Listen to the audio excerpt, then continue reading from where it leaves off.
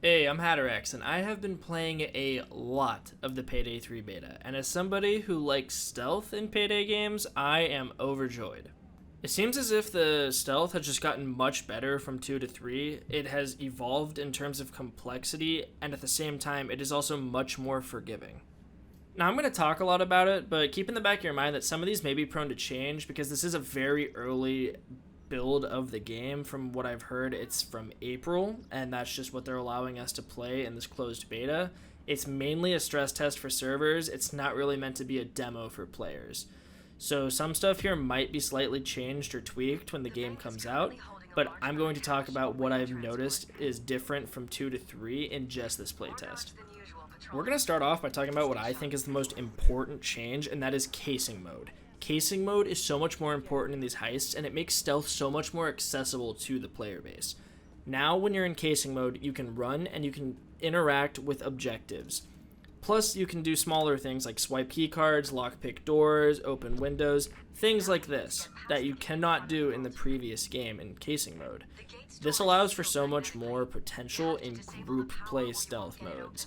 If you have a team that isn't really good at infiltrating, masking up, getting deep inside the base, handling things, if that's more like a one-man job to you, you can bring your friends in and just keep them in casing mode, and maybe you need to mask up to take out the cam guard.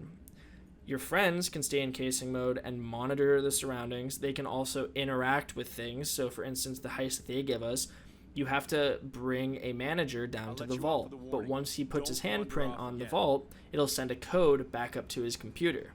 Now, once you mask up, you can't take your mask back off. So that's where it would be really beneficial to have a friend who has not masked up yet and is still in casing mode stay up in the office, and none of the employees in the office will think what he is doing is suspicious, making it much safer for you, the person who's masked up, to get into the vault, because you will not have to go through that traffic again, risking detection. On top of that, there is an incredible amount of forgiveness when you get detected in casing mode. So now there's 3 different areas that you'll notice at the top of the screen. There's public areas, private areas, and secure areas. Public areas, it's just like casing mode in Payday 2. Nobody's going to detect you. You can even walk up to people and they're not really going to detect you. You can just like brush up against guards. I don't think they will detect you unless you're in private or secure. But here's the thing that's cool. You can go around in private areas, and if you get detected without doing an illegal action, they will escort you back to a public area, and it'll be like nothing happened, allowing them to re-enter and retry. Already, that's game-changing, because now it allows you to be more risky and experimental with your stealth while in casing mode. Maybe you want to get to know a place better. Maybe you're entering a bank for the first time, you want to get the layout, find out where the spawns are, because they are dynamic. That's a good way of doing it. And then if you get caught, no foul. It's all gun. No harm, no foul. You can also, what I've noticed a lot is I will get detected by a guard that has a key card, and while they're escorting me back, I will just swipe the card off of their keychain or off of their belt or whatever. I'll just swipe it right off of them while they're escorting me back to a public area. That's always a blast. But if you get detected in a secure area, you will get arrested. You won't sound the alarms and you won't get put into custody. You'll just get arrested, and your teammates, if they're not AI, will be able to free you from that. The same thing will happen in a private area if you're caught doing something illegal, such as lockpicking, swiping a key card, breaking into a room, or when I say breaking into a room, I mean swiping a key card and breaking into a secure area, such as the cam room. If you do those things, you'll also get arrested in a private area. Now, if you get arrested, the guards will enter search mode, which is a new thing added in this game. Basically, if you're in a private area and you're caught at all, and they're in search mode, they will arrest you on site. They will not escort you back. So you can screw it over for your team. Like if your friend gets detected in a secure area, you're no longer safe in private areas. You've got to be careful in those private areas or you will be arrested. Now, you really don't want to activate search mode unless it's triggered by a pager, which brings me to the second most important change, the pager system. It is no longer a 4-pager system across the board like it is in Payday 2. As you increase the difficulty, the number of allowable pagers will also change. On Overkill, you will have two pagers, and for those who don't know, Overkill is the hardest difficulty in Payday 3 at launch, at least. You will only have two pagers, but if you end up sounding off a third pager, it will not sound the alarm. It will put the guards into search mode. Now, if they're already in search mode and a pager goes off, you're kind of screwed. The alarm will sound. It's now a loud heist.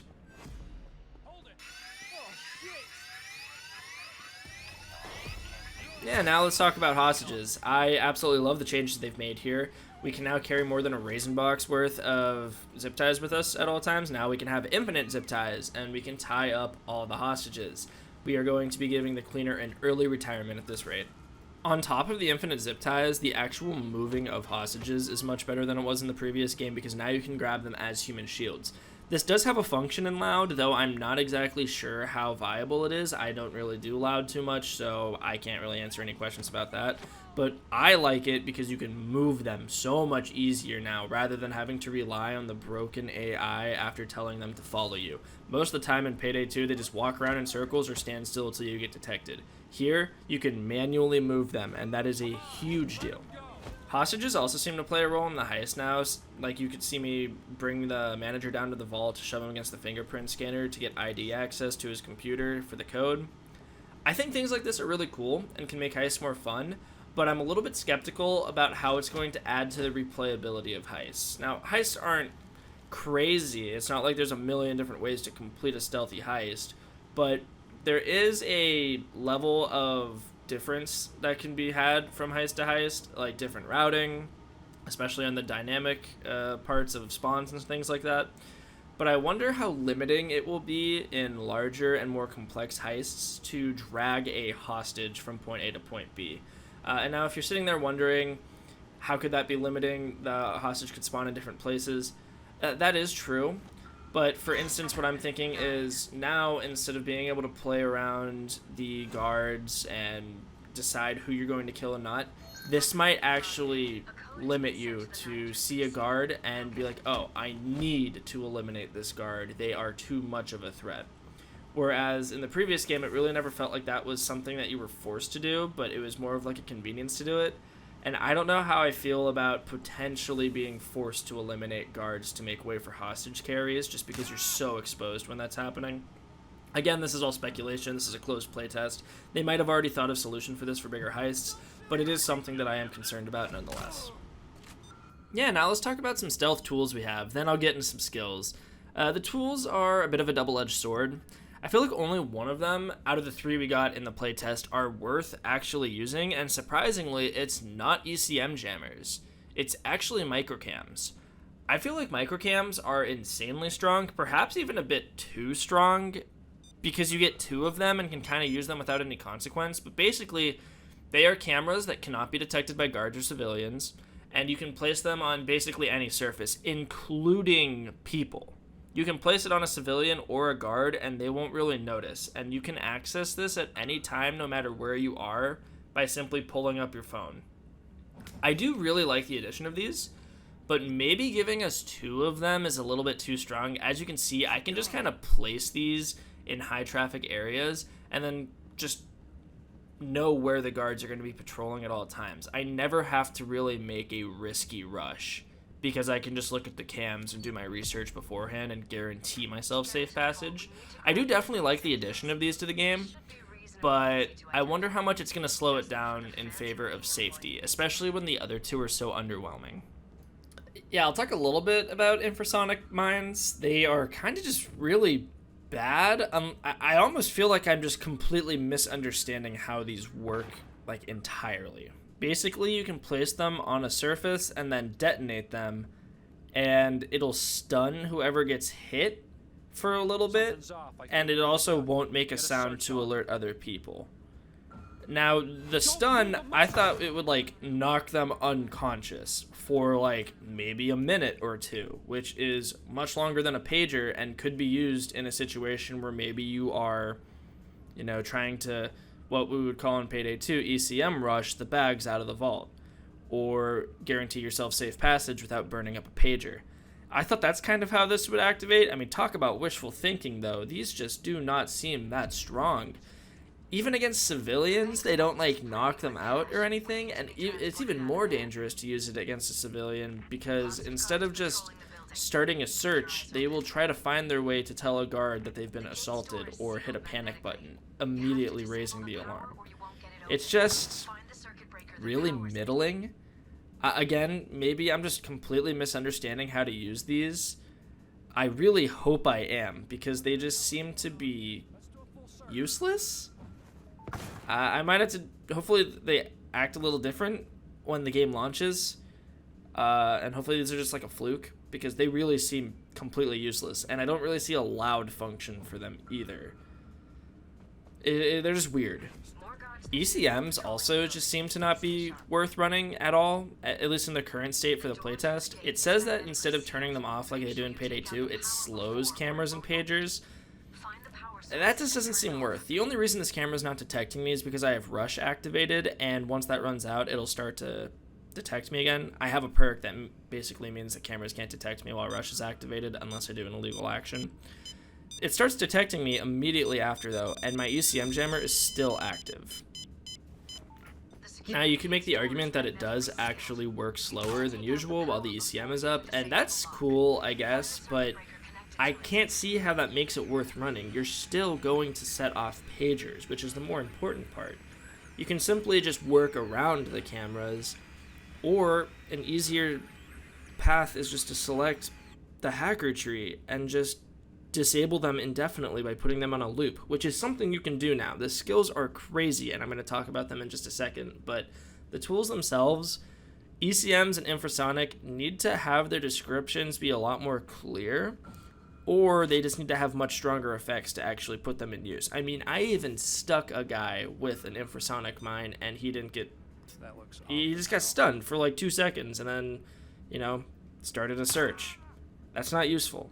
That's not useful at all. Not compared to a microcam that gives you 24/7 surveillance over a zone that can be accessed from wherever you are on the map. That's really strong. The other two are just very weak in comparison. Yeah, now let's talk about skills. These are pretty good. I definitely like what I saw here in terms of skills. We were only given 7 points to work with, and max level is 22, so I'm led to believe that every 3 levels you get a skill point. I wasn't really keeping track in the beta because leveling was bugged, so it just kind of randomly gave me my XP accumulation over the course of like 30 heists. Every now and then I'd boot up the game and I'd just have more levels than I did before. But yeah, for this beta, I put 3 points into the infiltrator tree, 2 points into the grifter tree, and 2 points into the hacker tree, and man, did it feel good. You're seeing right now what the hacker tree can do. Basically, if you just see a camera, you get access to all the cameras. And if you look, you can right-click to secure loop. This is like looping a camera in Payday 2, but instead of you needing to actually be underneath the camera to loop it physically for 30 seconds only, you can now just loop it from looking through the lens of a camera, and it will stay looped indefinitely. And you can change this whenever you want. You can just go to a different camera and immediately turn it off. That is insanely strong, but honestly, this is one of the things I was thinking would also make it possible for you to do the hostage from point A to point B. It's just by having these cameras loop through the hacker tree. I'm not sure if I'm really happy with that solution if they end up not really changing anything else in terms of like heist mechanics to get this going.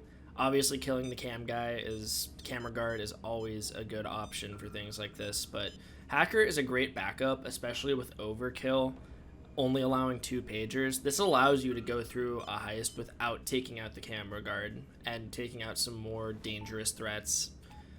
But yeah, being able to loop these cameras indefinitely with hacker is definitely strong.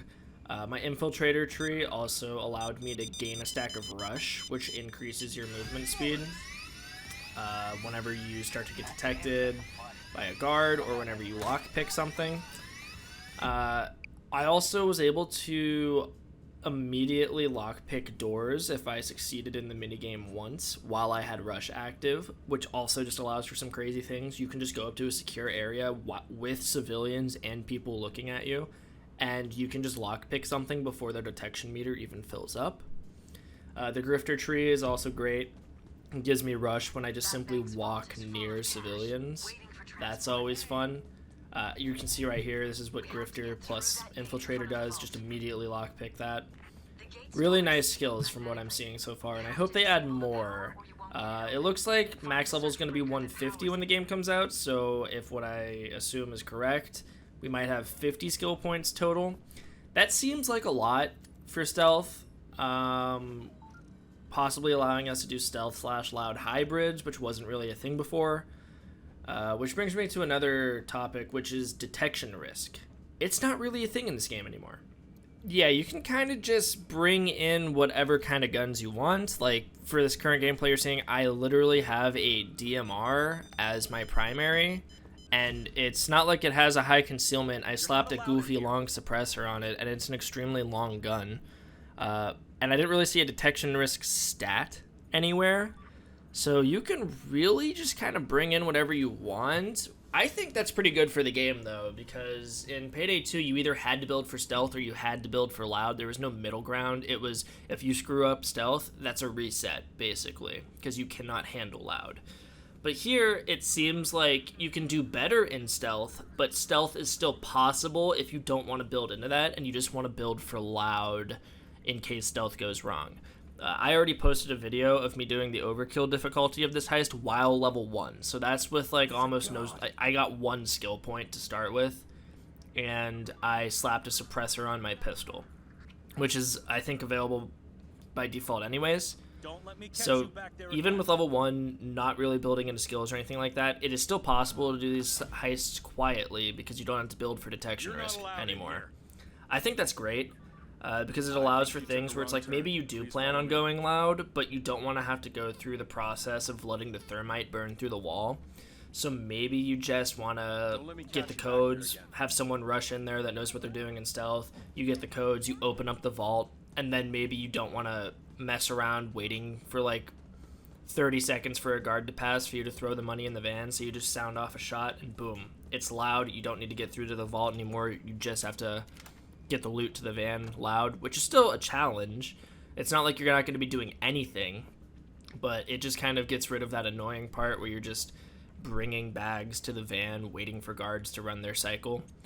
I think something like that's really fun. I mean, obviously that's an example from just the heist we have. I'm sure when more complex heist comes out, the quiet, loud synergies could be much better, whereas going loud right off the bat, you're going to be killing a bunch of time doing trivial things that you could have just gotten done in like 30 seconds during stealth. I really like what this does for the game because, like I said, I don't think enough of the player base experiences stealth. I know a lot of you watching this probably care way more about stealth than loud, but to say loud is not a community, like a large portion of the community's only playstyle would be untrue. There's a lot of people who like loud. I don't mind loud, but I always prefer stealth. I just think it's more fun, more dynamic. That's just my opinion, though. There's so many content creators that do loud only for this series, and you know, all the power to them. I think the fact that this opens up stealth to a lot more of the player base, though, because it's a lot more forgiving, and if you end up going loud, no big deal. You're still built with the stuff to handle that. It's just such a good change. It really just seems like the game's becoming much more accessible without having to trade off things that we like from the previous games. Some smaller changes for quality of life that I really like, you're going to see here is you can ping objectives now, and it'll be saved in chat. As you can see, it says model number 1988, color white. That is just something that's great, because now you don't need to have something memorized. I mean, some people could argue that makes the game too easy, but I'm not going to do that. It's an accessibility fee. Like, it's literally just quality of life. You're not getting your skill tested on how long you can remember something, you know what I mean? Like, it's just nice to have, especially in a multiplayer setting if you're playing with randoms and they don't have mics.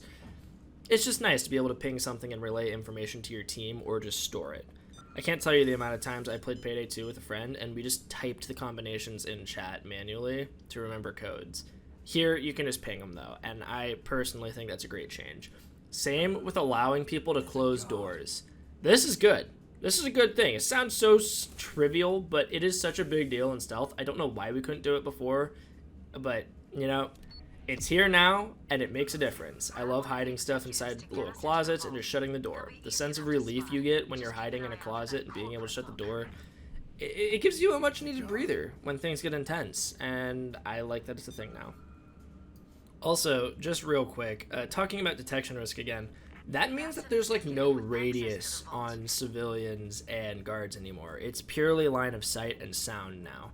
I can just walk right past a guard even while masked up. Like, I can pretty much slap his ass and he will not notice me.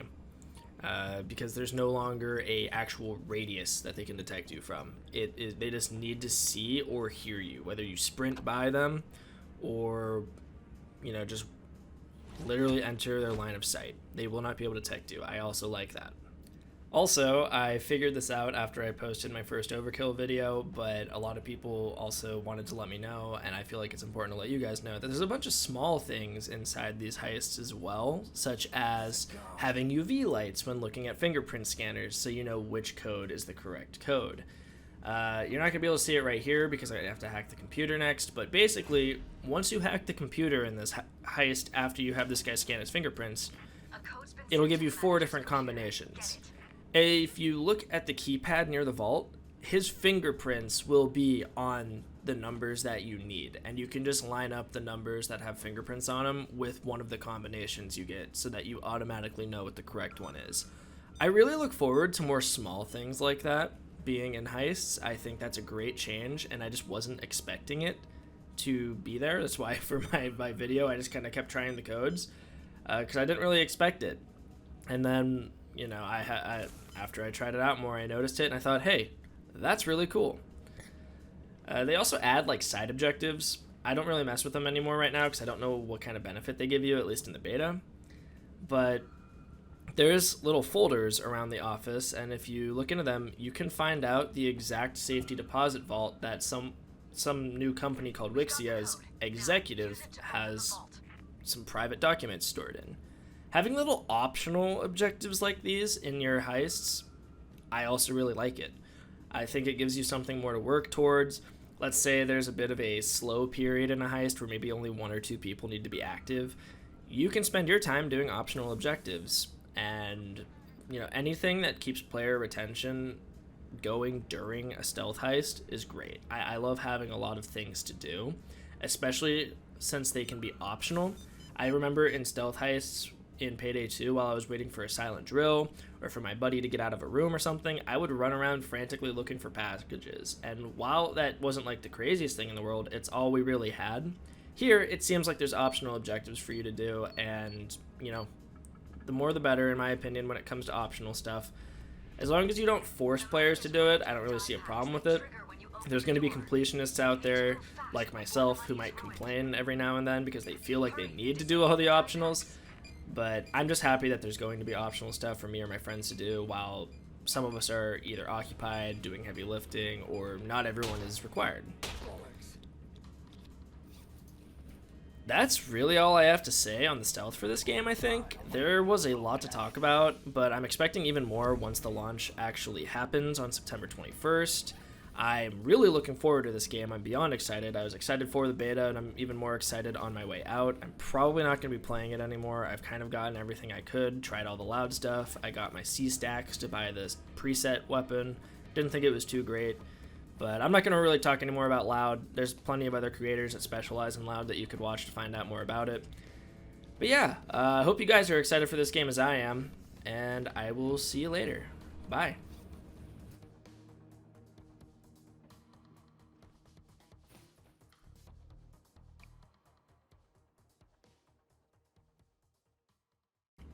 Oh, and PS, for people wondering, if you want to play solo, turn off crossplay and just play overkill till you get a solo lobby.